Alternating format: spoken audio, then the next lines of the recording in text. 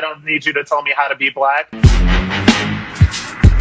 If the African American community is so devastated by this, and I'm not pushing back on that at all, that's a very real fact. Why are people cheering the African American community and people putting themselves out at risk to be in protest where thousands upon thousands of people are protesting for Black lives? So the thing about it is that there's a double standard, and it's a talking point.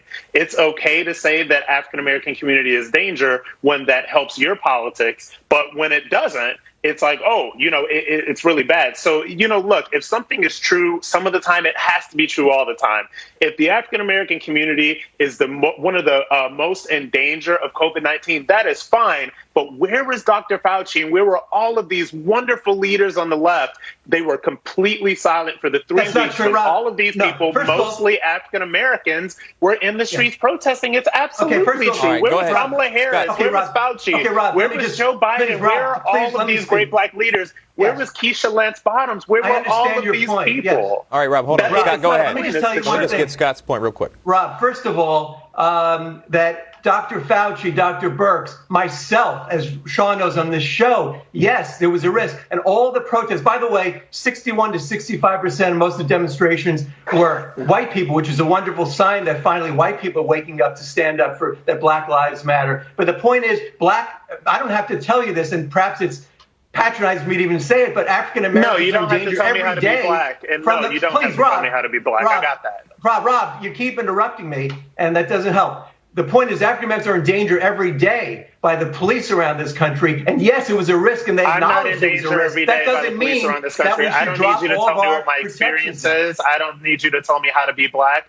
Most law-abiding African American citizens in this country do not live in fear of roving police officers that are trying to kill us in the streets. I mean, let's just be real here, okay? Well, that's not what I've heard. I have walked as it's not what you heard. Well, this is what I'm telling you. This is my experience. I've walked through the world as a Black man for over 30 years, and I don't have that experience, and I'm not discounting anybody else's experience.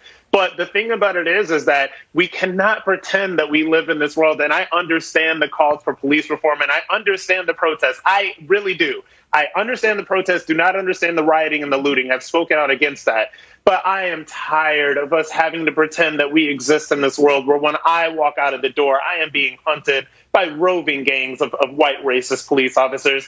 It's just not a real thing. The facts don't bear it. The numbers don't bear it. The experiences of most African Americans in this country don't bear it.